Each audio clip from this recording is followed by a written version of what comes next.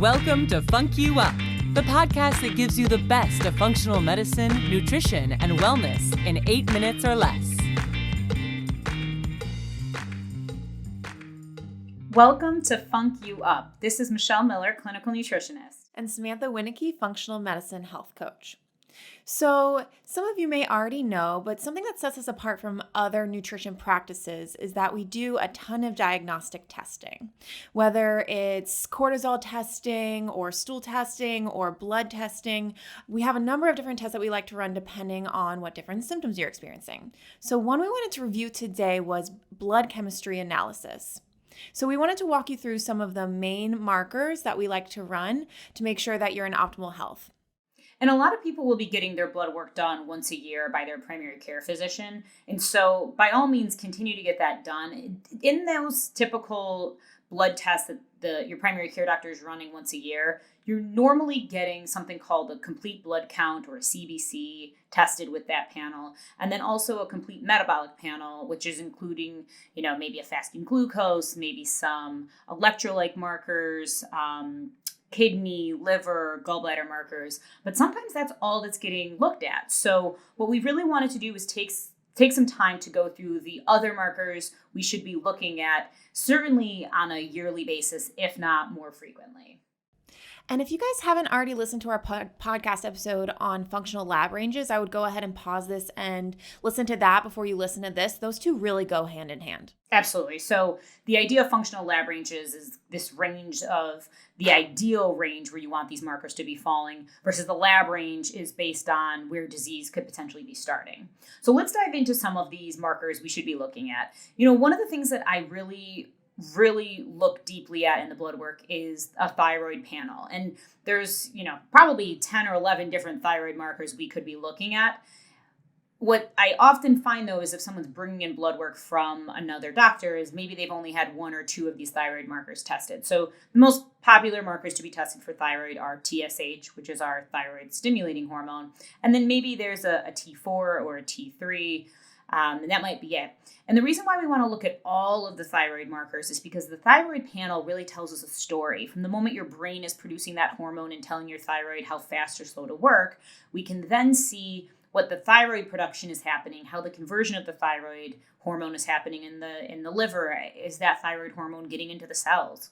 There's a lot of different breakdown points, which is why we like to see all of these different T3, T4 markers, thyroid antibody markers, not just the TSH alone. Okay, and then what other essential nutrients do you need to test for in the blood? So I've been seeing vitamin D tested more and more commonly now, which is great because it's such a common deficiency. But it's really great to make sure you have your vitamin B12 level checked, your folate, which is your vitamin B9 checked. Those are some of the most important ones. Certainly an iron panel, especially for women, especially menstruating females. And then your serum iron kind of gives you your total iron, but you also want to look at your ferritin, which is the iron storage. And then finally, minerals, like magnesium is a really common mineral depletion. Same thing with iodine. Those are really great minerals to be testing too. And again, if you're getting blood work done, you might as well just be looking at these markers together. One blood test can give you a number of different markers. You don't have to keep going back for different blood tests. Now, for blood sugar, I will say this isn't something that maybe everyone needs to get tested every year. But if you're a healthy adult, I would at least say every other year you should have your fasting glucose and another marker called hemoglobin A1C tested. Hemoglobin A1C is a long-term marker that gives us a sense of how stable blood sugar is over the course of a few months. And so that way we can really make sure you're not starting to trend into the pre-diabetic range. It was interesting. Samantha was working with an athlete last week and just doing some comprehensive blood work. We found out that athlete was pre-diabetic, which shocked us all because this is someone that's working out a ton, has a pretty healthy diet, but has a hereditary disposition for higher blood sugar levels. So it was really good that we could catch that and kind of act a little bit more quickly on that. So with the preventative medicine we like to do, we want to run a number of different markers. So I love the way Michelle said earlier, really seeing the story of what's going on in your body so that we can make sure before anything even becomes a disease, we can see if anything's starting to move out of range.